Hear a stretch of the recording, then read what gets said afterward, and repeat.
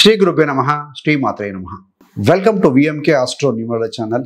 December 2025 ధనుసు రాశి మాస ఫలాలు ఏ విధంగా ఉండబోతున్నాయో చూద్దామండి.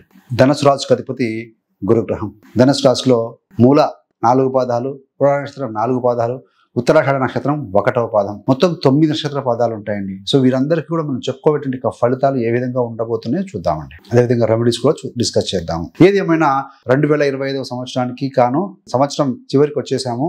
డిసెంబర్లో 2026 రాబోతుంది.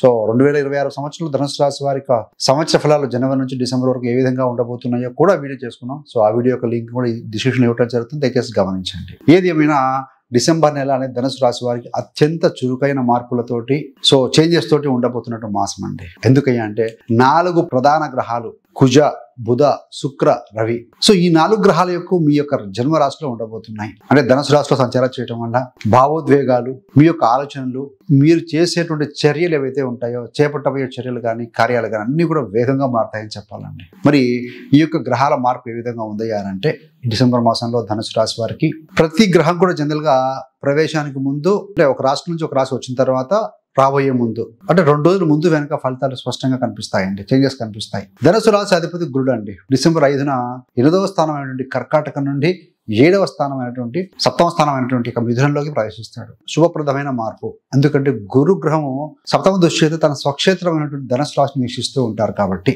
బుధ గ్రహము 7వ దశమాధిపతి.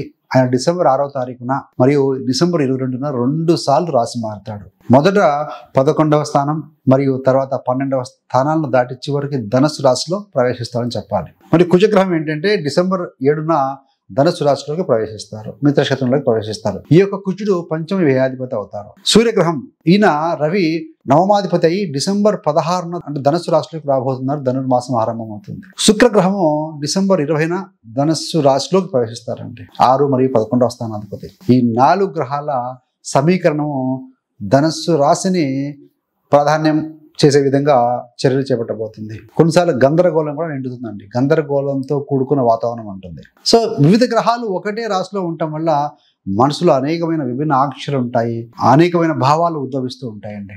జీవితాన్ని ఆస్వాదించాలనే కోరిక, భాగస్వామితో సమయం గడపాలనే కోరికలు ఎక్కువగా మీకు పెరుగుతూ ఉంటాయి. ఎందుకంటే సప్తమంలో గురుడు ఉన్నారు, 7వ స్థానం 4 గ్రహాలు చూస్తూ ఉన్నాయి. మరి కుజుడు ఏంటంటే శక్తికి కారకుడు. కష్టపడి పనిచేయడానికి ఆతృత బాగా ఉంటుంది, చేయాలి తపన బాగా ఉంటుందండి. సూర్యుడు కూడా 16 నుంచి మీ యొక్క రాశిలోకి వస్తాడు.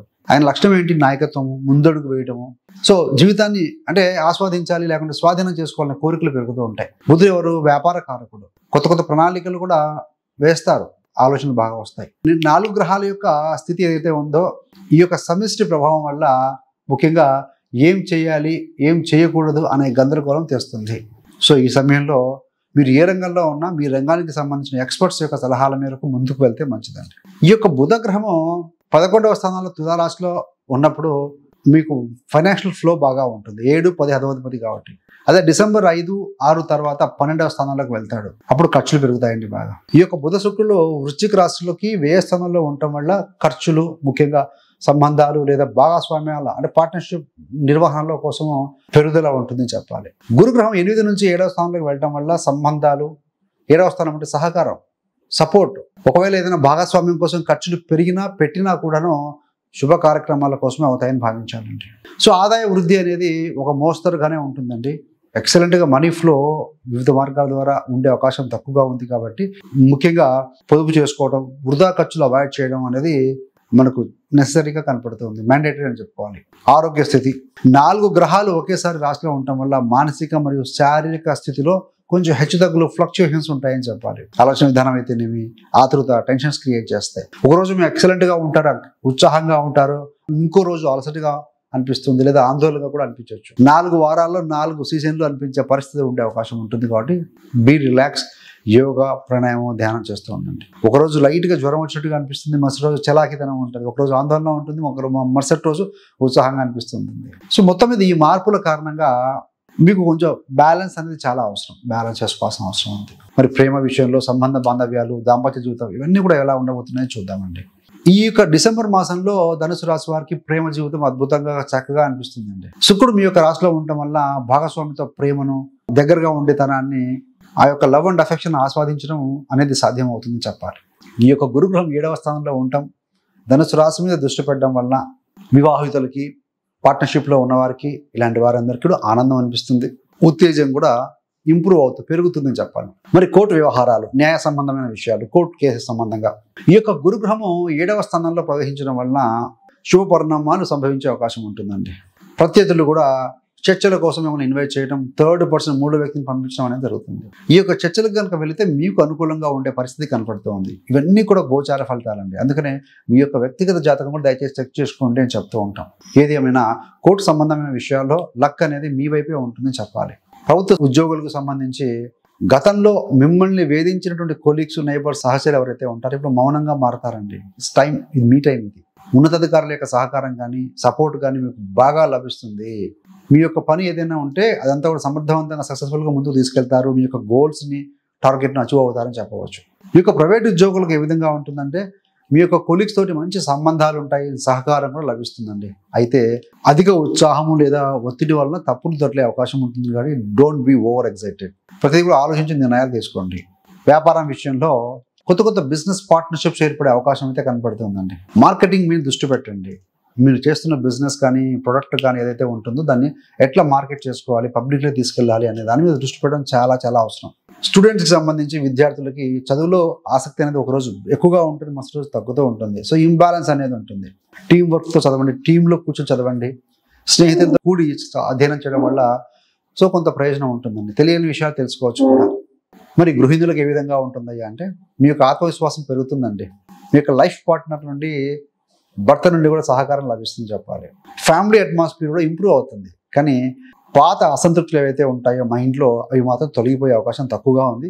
ఏదేమైనా కూడా ఇప్పుడు కూడా మనం గతంలో జరిగిన కొంతమంది అయితే కనుక ఎన్నో సంవత్సరాల తరబడి పాత విషయాన్ని గుర్తుపెట్టుకుంటూ ఉంటారండి. 10 రోజుల క్రితం వండిన ఫుడ్ మీకు ఇష్టమైన ఫుడ్ ఇవాళ తింటారా?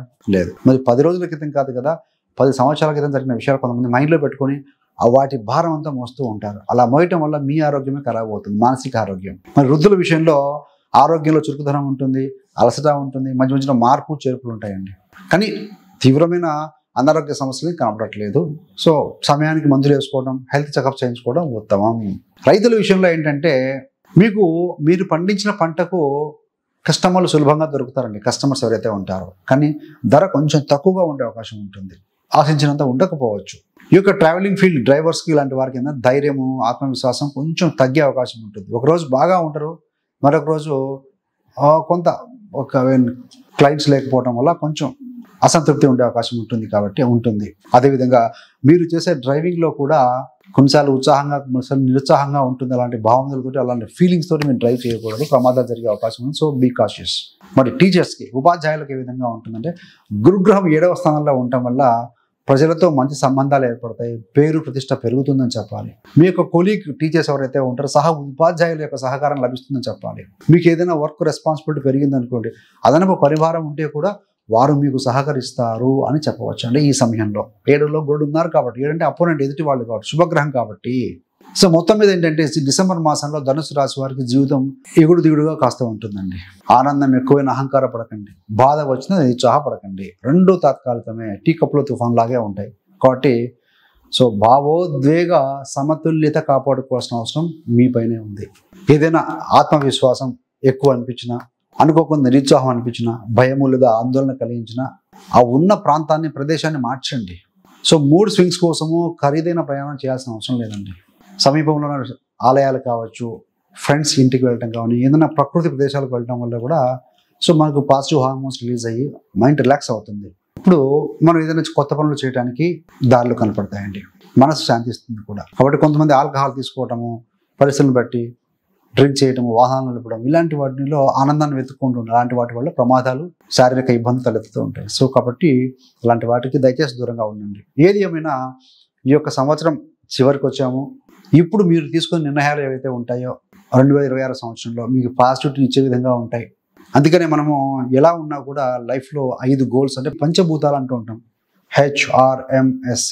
H for health, R for relationship, M for money, S for spirituality, C for career. ఈ 5 ఒక్కొక్క దానిలో గోల్ పెట్టుకున్నా చాలు.